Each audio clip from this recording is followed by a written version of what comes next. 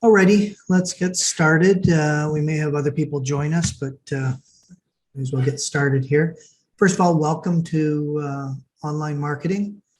I know that some of the people in the class work in this field or are wanting to work in this field.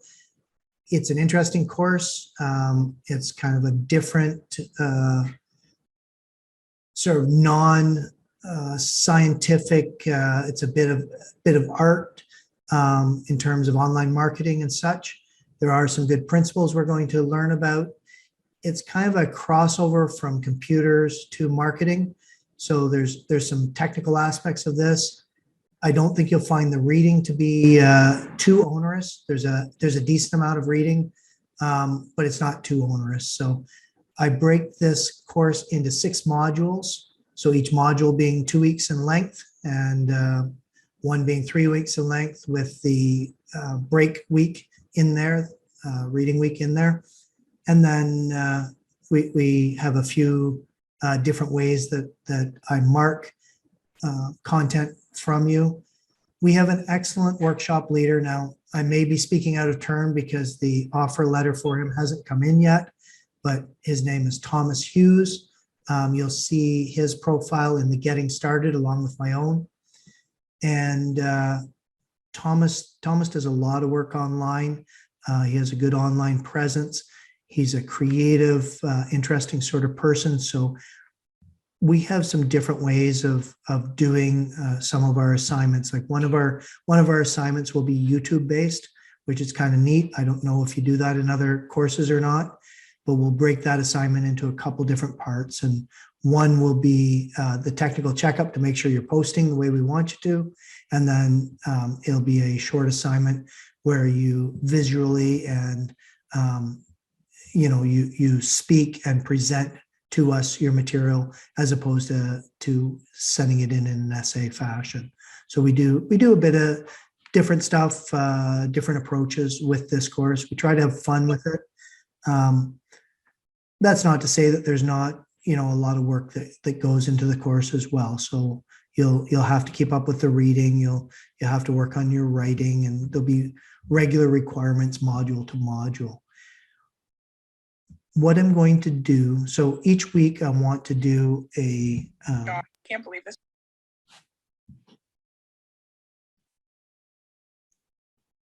Sorry, I'm not sure if that was a question directed at me or just inadvertent mic open.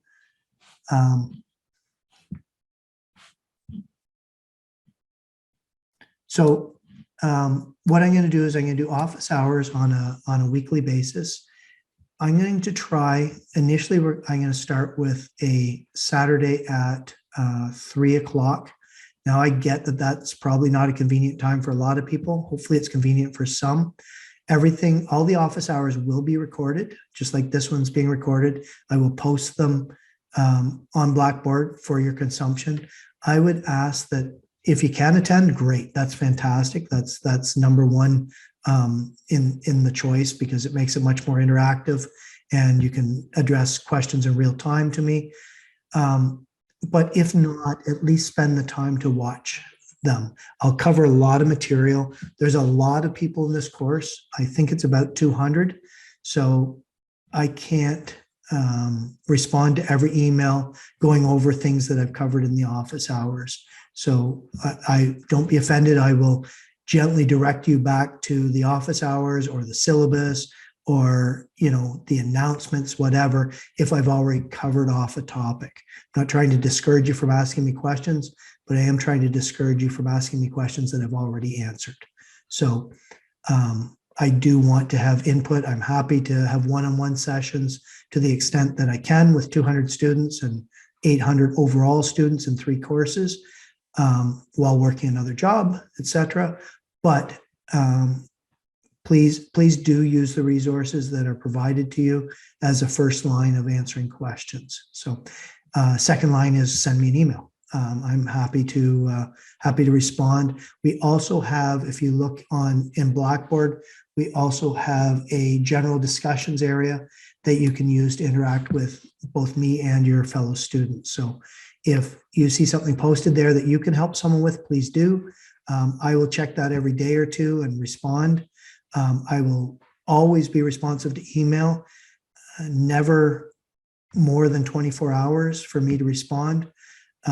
Please don't, if a quiz, for instance, is due Friday at 11:59, like they are, don't reach out to me at 10:45 and expect an answer. I'm old, I go to sleep early, and I probably won't get back to you.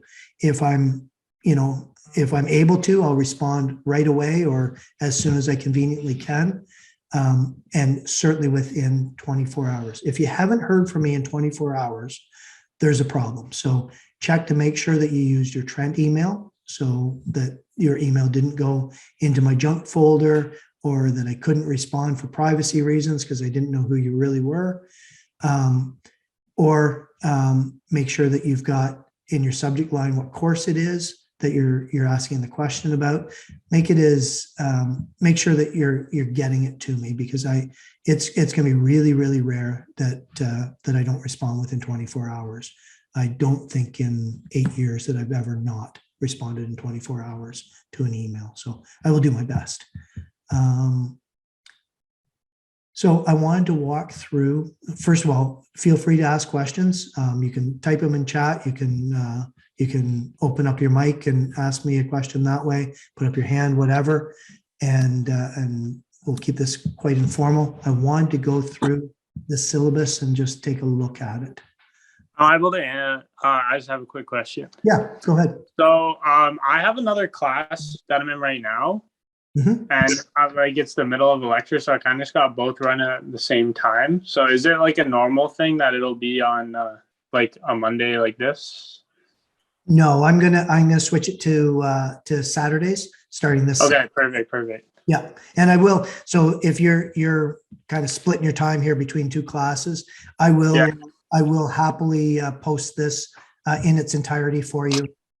Probably go up tomorrow at some point after it's posted. Awesome. Appreciate that. Not a problem. Okay. But yeah, one of the beautiful things about online courses, and this is a purely online course, is that you can do it on your own time. So you're not restricted to coming to a class at a specific time or anything like that. You consume what you want when you want, sort of thing. My lectures are all pre-recorded. My lectures are supplementary in nature. What you want to do is purchase the books. I think one's free and one's cheap. I don't think it's $50 in textbooks in this course. I think it's less than that. So please do get the textbooks. You'll find that you'll do better in the quizzes because all the questions come directly out of the textbook. My lectures are designed to be supplementary, explain things in maybe a different way than the text did, or give some insight to it. But if you have to skip one or the other, skip the lectures. The reading is the fundamental part of the course, okay? It won't hurt my feelings too much, I guess. I do put a lot of effort into the lectures, and I hope they are useful. But if you're short of time and you have one or the other to do, definitely read the textbook as opposed to listen to my lectures. So I'm going to share my screen.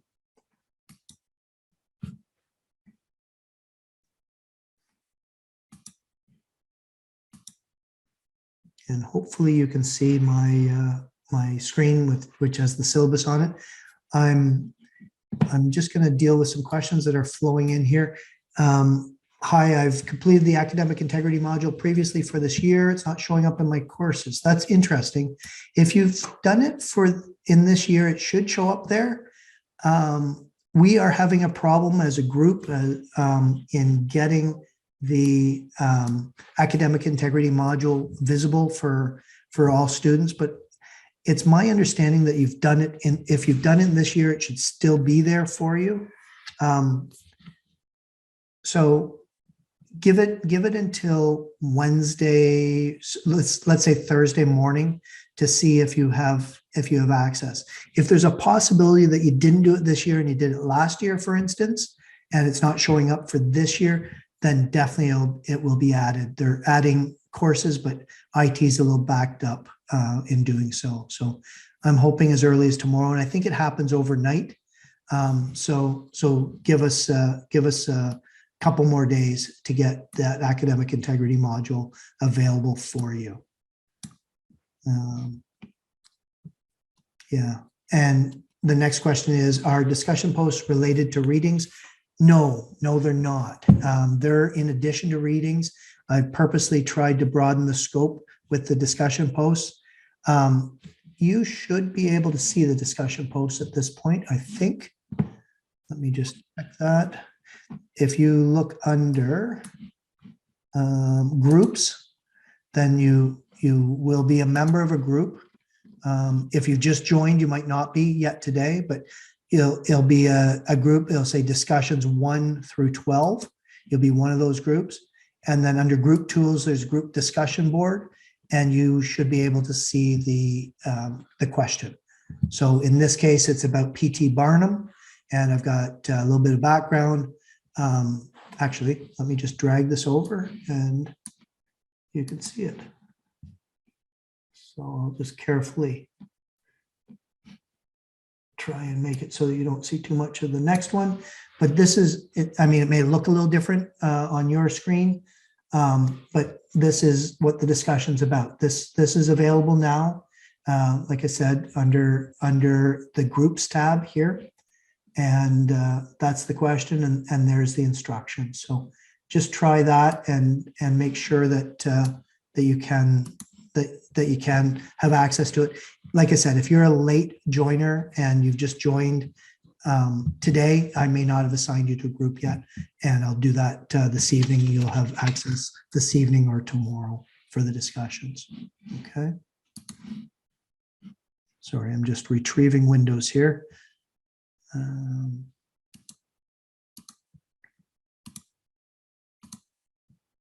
Interestingly, I have lost my chat window.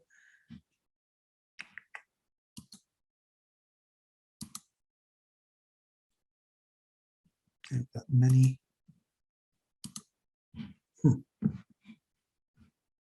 Sorry. Yeah, okay, here we go.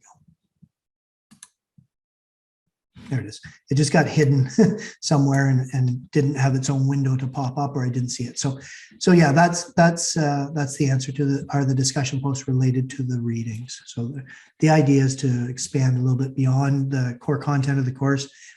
Is it on the exams? It's potentially on the exams. So it's mostly, the exams are mostly about the readings, but I might throw something in there, maybe a short essay question related to a discussion post. So let's walk through the syllabus. And I apologize if my voice is getting a little ragged, but I have been talking to classes. This is the beginning of my third hour in a row of talking. And I don't generally do this much talking consecutively.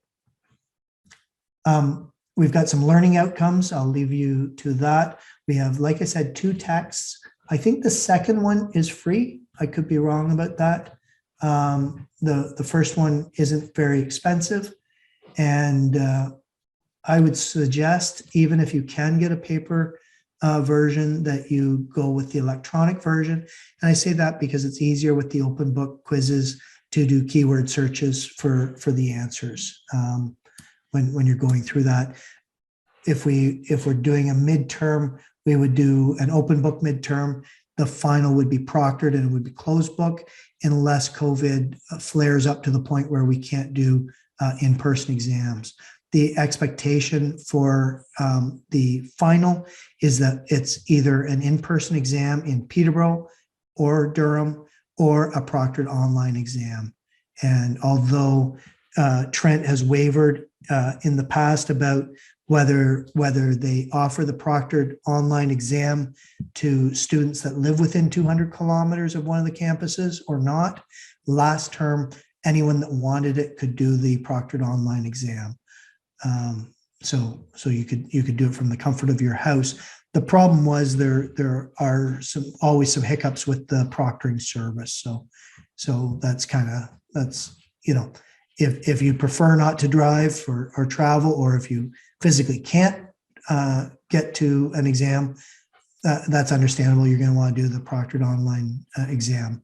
if, like I said, if COVID continues to be a problem and we can't meet in person to do an exam, it will likely be a open book final exam online.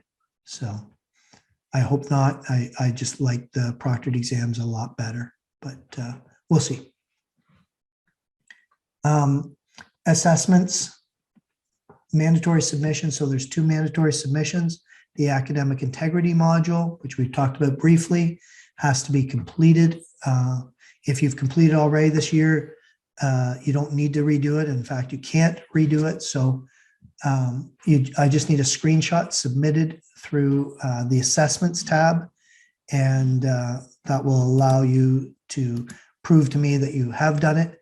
And I will, I'll mark that, and it's essentially either you've done it or you haven't. And that is half of the mandatory submissions. The other half is the course requirements quiz, which you can do as many times as you want. And it just gives you a whole bunch of multiple choices, 22 to 24 multiple choice, and sometimes multiple answers that outline all the requirements for the course, just to make sure that you understand what it is I'm looking for. If you don't do those 2 things, that's fine, but you will never get access to the quizzes. So you need to get both of those done, get both of those, get them both perfect scores. So get the online quiz done properly and get 100% on it, and prove that you've done the academic integrity module, and then the quizzes will be released. I ask that you try and get, I'm just going to scroll down to the schedule here. Module 1, we've got quite a few things due this Friday. We've got to get that academic integrity module in by Friday. We've got to get the course requirements quiz in by Friday. And then the first quiz isn't until next Friday. So it gives you a chance to get those in, and then have some time to both access and answer the quiz questions. However, the initial post for the discussion is due this Friday. So we'll talk about that in a second. So that's your mandatory submissions here. Chapter quizzes are worth 10%. There's 1 per module, and it's going to be the best 5 out of 6 scores on your quizzes that will be used. They're due the Friday that they're due at 11:59, and they close at 11:59:01, and they don't reopen. So they're not worth a ton, but those marks do add up. You'll have 2 weeks of access to that quiz to be able to go ahead and do it. So hopefully there's no reason why you can't get that done in a 2-week period. Usually the readings per module are up to 4 chapters, but they are very short chapters. These aren't like physics book chapters by any stretch. There's not that much reading, and some weeks there's only 3 chapters that are required as well. So you'll see that as we move along. Discussions are worth 20%. There will be 4 discussions, each worth 5%. Each discussion has a requirement of 2 posts. So a module is 2 weeks long, ignoring the one that's got the reading week in it, but a module is 2 weeks long. So the first Friday of the module, you have to do your initial post. Your initial post, you go in and we've already seen what the question is. You read that question, you make a response, and you post that response. Once you've posted your response, you can see everyone else's response. So for the second Friday, you respond to a peer. You're asked to ask an interesting question at the end. So you can respond to someone else's interesting question, or you can respond to their post. You can agree or disagree, politely, respectfully, of course. But you have to use at least 3 cited references. So I mean, you've got to use 3 references and cite them within the body of your 500 to 700 words response. So for a total discussion, it's 2 posts, 1 in response to the topic, 1 in response to a peer, due on the first Friday and then the second Friday. If you're late, if you miss that first Friday, That's no problem. There's a flat 10% penalty for being late, but you can post it whenever you want. The only reason I make it due on the first Friday is so that other people have posts to respond to. So that's why I'm making it that way, so that when you got whatever 20 people in your group, when you post yours, there's someone else's to read and respond to. So that is why we have the sort of split due dates. Once we get to the second Friday at 11:59, that discussion closes and it doesn't reopen. So if you only get one response in, that's what you're marked on. So I just don't reopen those. It becomes absolute chaos to reopen discussion posts because everyone's now recontributing. I can't narrow them down to just one person having access. If you had a medical issue and a doctor's note and stuff like that, we'll work something out. But under normal circumstances, please post within the time limits so that you don't have to come to me and ask me to reopen them, because I'll be really, really reluctant to do that. Assignments are worth 30%. There's essentially 2 assignments worth 15% each. The first one, well, I don't know what order we'll do it. One of them is that YouTube assignment that I talked about. It'll have like a 3% for the technical checkup, meaning you'll do a really quick video, prove to us you can post it properly and everything. We can correct it if you don't. And then a 12% on whatever topic that we've assigned. The second one is a group project, and don't get too bent out of shape if you're like me, you don't like group projects. This is a group project, but you're marked on your individual contribution. So it'll be a group work in that it'll be one submission for a group of 5 people, but you will denote specifically what you want us to mark for you. You'll each have your own section. So there'll be a bit of a group mark, but the vast majority of your marks will come from doing your own section. So it's kind of a group, but it's not really a group project. So I'm going to take a little break right now because I see that our workshop leader, Thomas Hughes, is logged in, and I'll let Thomas speak to the assignments and anything else he wants to for a while. Give my voice a nice little break. Hello, Andy. Hello, group. Can you just check my my voice? Does it sound okay? It sounds as good as it ever does. Nice. Sorry, I'm just kind of rebuilding my technology after the break. So I'm a little scattered. I don't have my camera working at the moment. So if you want to see what I look like, please go on to Blackboard and look under Getting Started, and you can see my ugly mug. What I wanted to talk about is just to give Andy a break and talk about the YouTube assignments. Andy and I have worked together for quite a while on this course, and we've really tweaked the assignments to make them not only interesting, but a very fun and interesting way to deliver your content. It doesn't mean that it's easy or easier. It's just a different perspective or paradigm, and it works quite well. So what we do there is, the first one will be a diagnostic. So we're going to come up with a topic where you're going to produce like a very, very short video talking about social media, some sort of aspect of social media. The main component of that is to make sure that you can actually post a YouTube video correctly and safely. Andy and I have worked very, very hard on making privacy a big concern in this course. So that's the first one. I would call it a diagnostic. So, the idea is that, the key component of that part of the assignment is the feedback that you get. Okay? Because when you do a part 2 of that, there's going to be very specific things you're going to need to know how to do. Cite and reference in a video, for example. Things like how to post things so that your work is not shared to other people. Your work is only between your instructors or your workshop leader and you. Okay? So that's what we're going to be doing in that. And then the second part is we're going to be talking about a very specific topic that you're going to explore, using that topic as a lens to apply and synthesize the course material. And you're going to do that in a video essay. All right, so if you want to get started on that, maybe look up some video essays. I mean, there's millions of them on YouTube, right? So you're going to want to be able to. Now, you don't have to appear. One thing I want to keep in mind here: you do not have to appear. Your face does not have to appear in the video. All right, but you will need a dialogue track. Otherwise, it will be impossible to fit in the amount of content you will need in the time limit for top marks. Okay, so don't worry about showing your face. That's not necessary. If you want to, great. We've seen some amazing, Andy can attest to the fact, we've seen some really unique, fun approaches to things.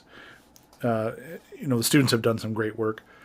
But the key component, of course, will be the content, and delivering that in a unique way. So that's where we're going with those assignments there. And then, as Andy already spoke about, assignment 3, it's a group assignment, but it's not a group assignment. And we found that works pretty well. We've tweaked that quite a bit. Andy, have you already gone into citing and referencing? Not deeply. Feel free. Okay, thanks. This is a third-year course, and citing and referencing properly will be mandatory and non-negotiable, but we will provide tons of resources. We always provide the exact formulas, if you will, on how to cite and reference properly, especially if you're going to go on from this, maybe do a master's or whatever. Proper citing and referencing is vital. You need to state an argument. For instance, let's say that I'm stating an argument that water should never be added to eggs when you're making an omelet. That's my argument. I'm right, by the way. Don't ever add anything to an egg when you're making an omelet. However, I would back that up with proof. I would have to come in and bring in, citing and referencing and resources that back up my argument. Okay, so you state your argument and then you prove that. It's not hard, right? But that's the way things work. So if you state something and you say that, X and Y happened on the internet and this was the outcome, or on social media or a blog or whatever you're talking about, you need to back that up. You're an undergrad student. That is not belittling you. I'm not belittling you, but I'm saying you're an undergrad student.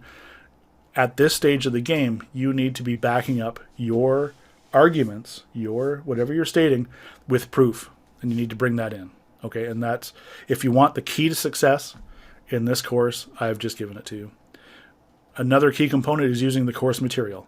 If you decide to Google everything and not really read the course material, don't use the textbooks or Andy's lectures, which are always fantastic.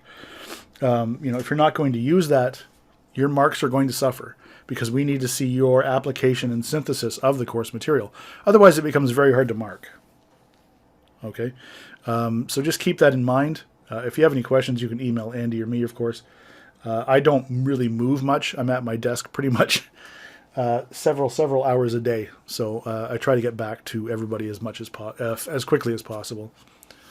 Alrighty, so that's the introduction to me. Please check out my bio on the course, and I always post an intro video, and I'll be posting intro videos throughout the course, just about the look-fors, if you will, on the assignments. And Andy, do you want me to talk about rubrics? You can do, yeah. Feel free. Okay. I don't want to steal your thunder. No, there's no thunder. One key component is rubrics. Rubrics are your success criteria. I will be posting. You'll see when I talk about when I do my videos on the assignments or my intro video. I'll be talking about rubrics. They're posted with every assignment. All of you have probably taken 1010. Can I get a show of hands of who's taken COIS 1010? I'm just seeing if I recognize any names here.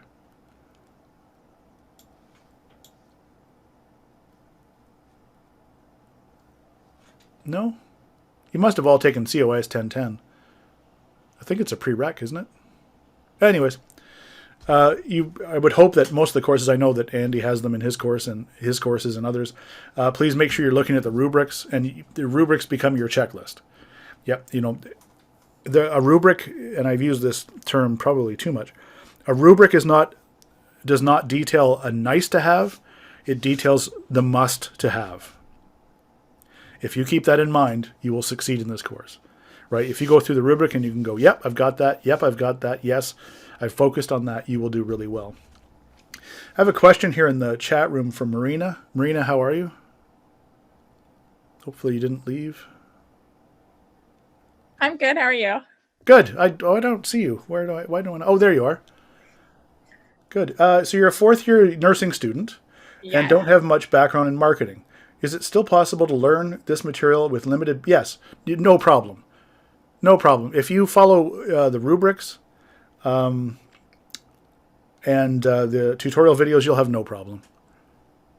Okay, perfect. Thank you. Because I took like admin. I think that like admin 1010 or 2010 or something, which like worked as a prerequisite, but I don't know much about marketing. So, I think that Andy and I've really worked. Andy is of course, the architect of the course. We've worked to make this course very accessible. So as long as you're reading the textbooks, please buy the textbooks or however you're going to get them, Amazon or whatever.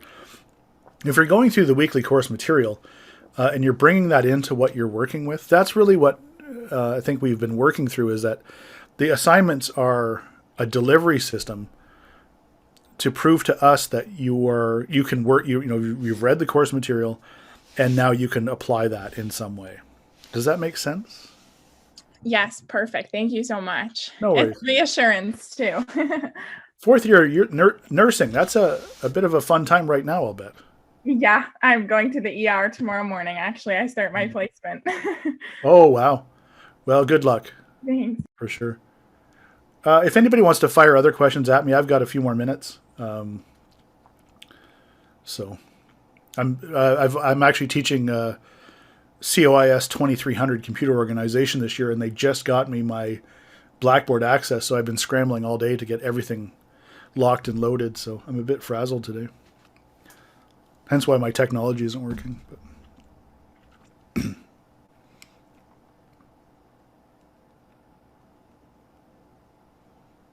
Yash, I think I recognize your name, do I not? Yeah, in my last class with you. What did you take with us? I took the information security course. Oh, that would be with Andy. Yeah. Yeah. Yeah. Were you in COIS 1010?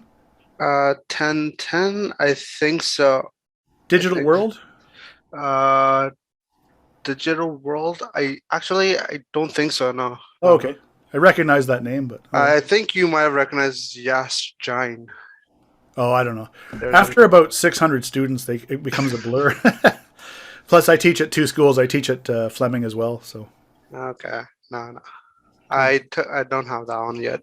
No. Okay. No. Good. Well, I think everybody will do well. So, yeah. So I'll turn it back to you, Andy, if your voice is ready to rock and roll. I'm sufficiently recovered. Thank you. Yeah. When Thomas asked about 1010 and he said COIS 1010, it's also ADMN 1010. It's the same course. Just like this is a combined course between the two disciplines. So yeah, 1010 is actually shared with media studies. Oh, is that right? Yeah. So we get it's a wide range of students. So sometimes I recognize the name, sometimes I don't. So yeah, we typically get a really wide array in this course, even though it's a third year course. We see students from nursing, we see students from computers, we see just about anywhere in the school. And the common interest is often that they're doing some sort of online marketing or that they have a business or an interest in online marketing. And we will walk you right through. There's even though there are prerequisites courses for this, it's probably mostly just to inhibit first-year students from immediately joining into a third-year course. There's lots of sort of study skills and stuff that we expect you've developed in your first couple or few years at the university that may be beyond, the absolute, rookies coming in, the freshmen coming in. So I don't think that there's I don't think there's a big barrier for this course. I think it's broadly appealing. I think that The reading material isn't that difficult. There are some minorly technical areas. We start talking about Google Analytics and things like that, but it's well introduced. It doesn't come out of left field, and Thomas really does. And I don't want to get into this praising each other thing amongst the instruction staff, but Thomas does excellent videos. And if you'll take the time to go through the materials that we provide to you, I guarantee you'll do well. I guarantee it.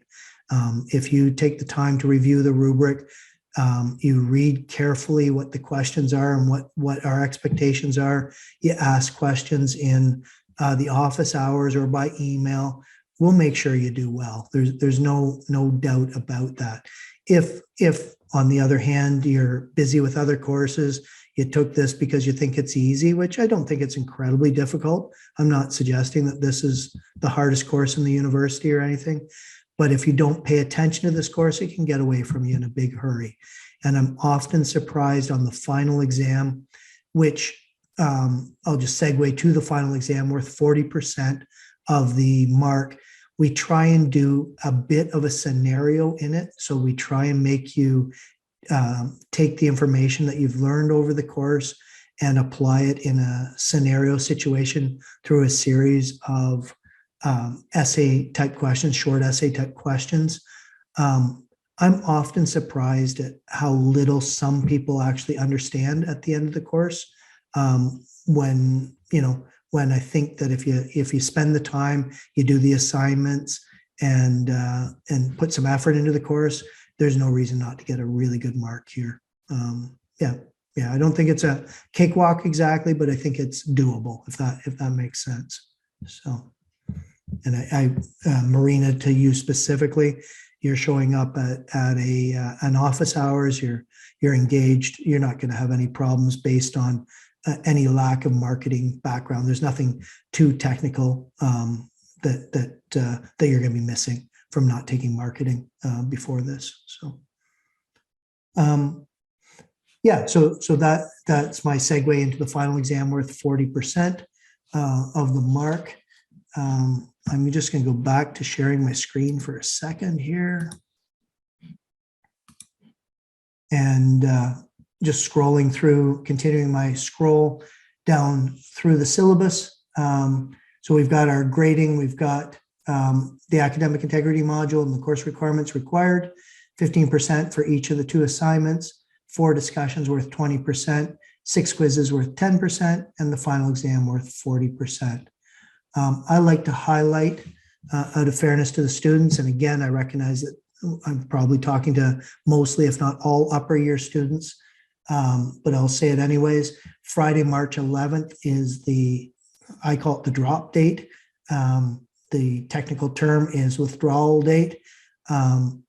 If you find after, there'll be 31% of your marks that will have been awarded at that point. If things have not gone well and you don't think you're going to get the kind of mark that you want, you need to make that decision by Friday, March 11th. If you stay past that and you end up with a 30% in the course, that goes straight to your grades. That will show when someone looks at your marks. So make that decision then. That's why we openly post the withdrawal date, and we're required as instruction staff to have at least 25% of the marks awarded by that time. And in this specific course, we'll have 31%. So the schedule is below that. I think it's super specific. I think that if you read through the syllabus and you understand what's happening in the module, I don't think there's any room for error. It tells you what's due and when, and outlines the expectation. So in our first module here that we're in, we've got 4 chapters to read. Sounds like a lot. It's not. And there's sometimes, it's worth saying, there's sometimes overlap between the 2 books. They do cover the same materials some of the time, but you'll see that you've got your quiz is due next Friday. Your first discussion post is due this Friday. Your second discussion post is due next Friday. those are the deliverables that you have to worry about. And I would scroll ahead and just take a look at when assignments are due, just because obviously you've got limited time and resources. We're competing with other courses and maybe part-time jobs or full-time jobs or whatever else is going on in your life.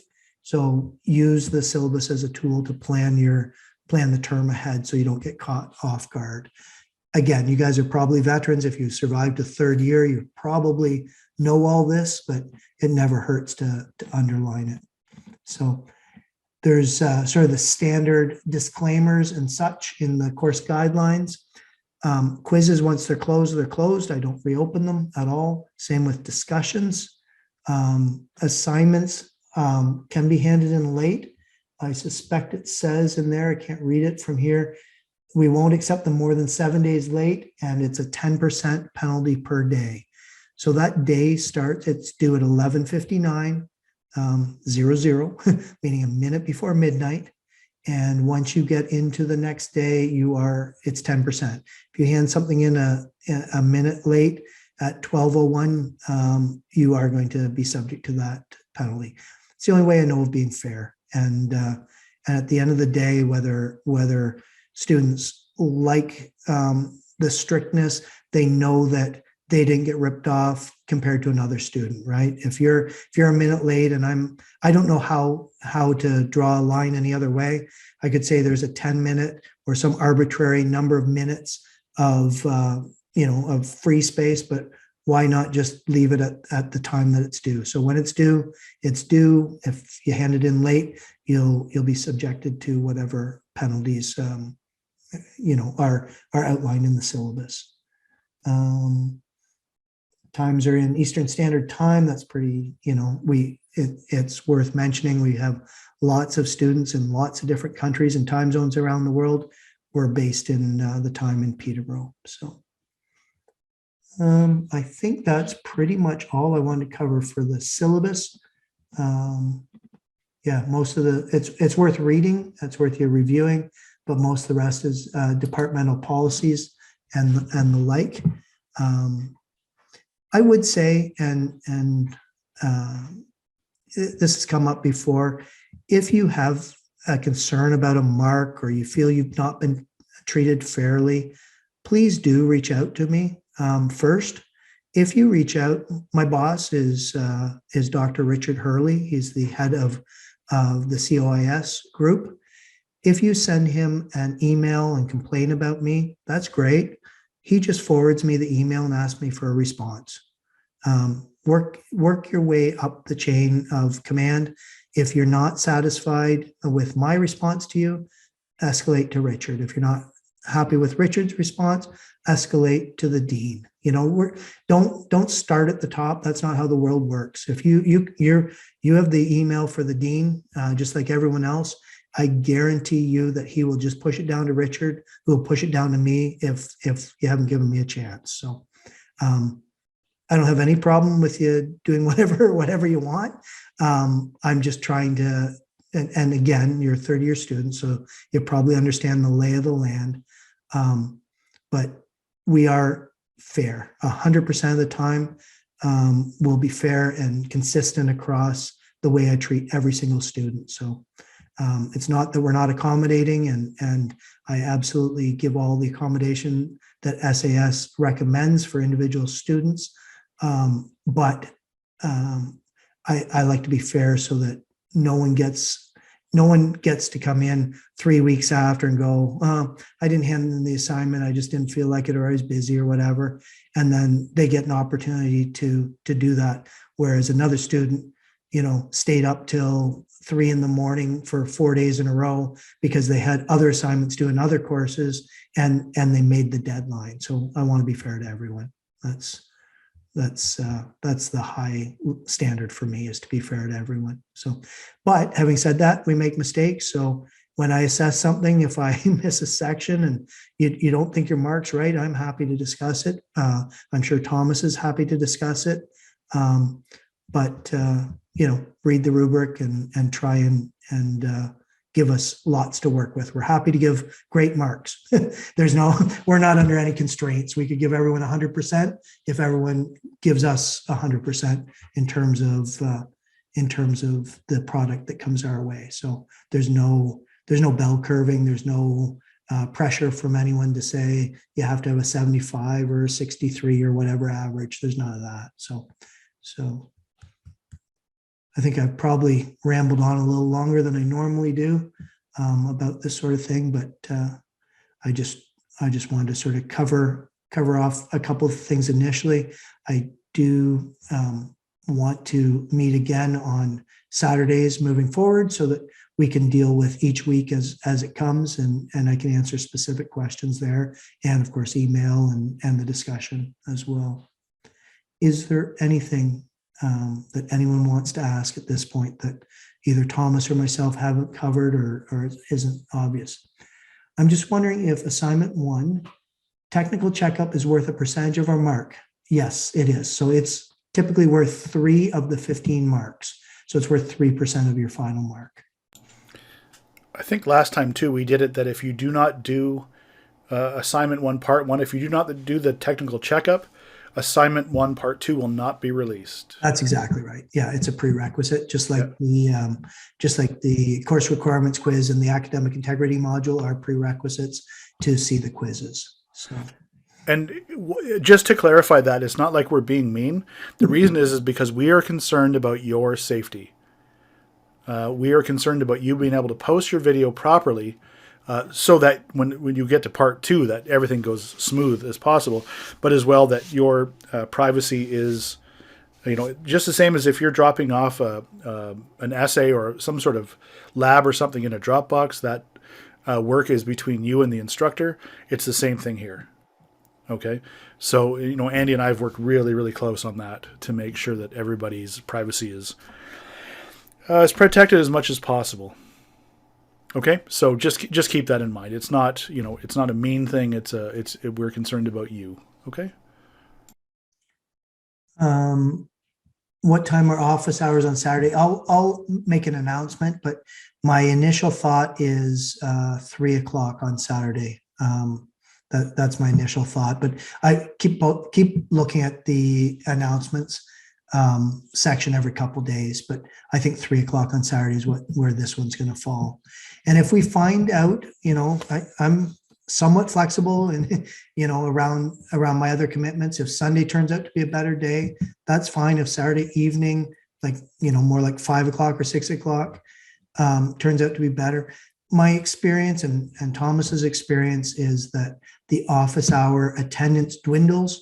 It's high on this first one. It's high before the midterm. It's high before the final, and it dwindles in between. So I don't necessarily think that there's a ton of value in moving it around, but I'm open to being convinced. So, when will the assignments? Thomas has been kind of answering in the chat, but I don't think the chat shows on the video recording. So when will the assignments be released? We'll probably get the technical one out at some point next week, maybe a little earlier, but at some point next week. It's not a big deal in terms of preparation. In fact, there's very little preparation other than following the instructions and allowing us to mark that. And it looks like it's due, I want to say it's due February 2nd. I thought I saw that a moment ago. Assignment 1, technical checkup, is due Wednesday, February 2nd. And that just gives us a chance to just quickly review them and give you the marks so that you can move on to the main part, the main meat of assignment 1, which is due not until February 16th. So I just want to clarify that with Marina. Sorry, I'm incorrect. I just forgot. What we did with assignment 1, part 1 is that the day that the moment that you drop assignment 1, part 1 in the Dropbox, assignment 1, part 2 opens up. I think that's correct. Is it not, Andy? To be honest, I don't remember whether we've made it conditional upon a mark or just conditional upon submission. I think we did it conditional upon submission. Yep, it could well be. Yep. And if I lied, oh well. It's- No, I'm pretty sure that's what we did. Yeah. I think the last time Thomas and I did this course together was last summer, right, Thomas? Yes. Yeah, we did it spring 2021. Yeah, so it's been a little while, so just pardon us for our aged and fading memories. But it's I believe that as soon as it's submitted, that you'll see the next one. You can start working on that one. So Yeah, but please make sure that, as you're working on part 2, that you're going to take the feedback we give you from part 1 to heart. Because we're looking for that. Like, Andy and I have been doing this for a while, and I have my own YouTube channel. I've done a lot of YouTube. We're going to know if you took any feedback that you got and applied it to the next video, right? So again, there are many ways to approach these projects. So don't be concerned, but I think it's important. YouTube is such a tool now. Like, I just got into 3D printers recently. I have 2 3D printers. So where did I go to learn about them? Like, where did I go to actually see reviews? Right. The first thing I did was go to YouTube, right? Or I have a problem, or this part isn't working. I jump on YouTube. So, companies use that. Millions and millions of companies use that as their platform for customer support, for releasing new products, or so on, or tutorials. So I think that, yes, we're putting a project on top of that, like an essay or whatever, but we're actually putting that in a YouTube video. I think you're going to find by the end of it, I'm hoping that you see how powerful of a tool that is. So that's our hope anyways, or at least mine. So I think, we've got a few minutes left here. If anyone has any questions or concerns, please either jump in or shoot them in the chat, and we'll address it. If, on the other hand, you're ready to get on with your evening, please feel free to do so. Thanks for attending. Good luck in the course. I'm looking forward to. We always really enjoy the vast majority of the assignments. It's a fun course to mark and to work. So we look forward to working with you guys.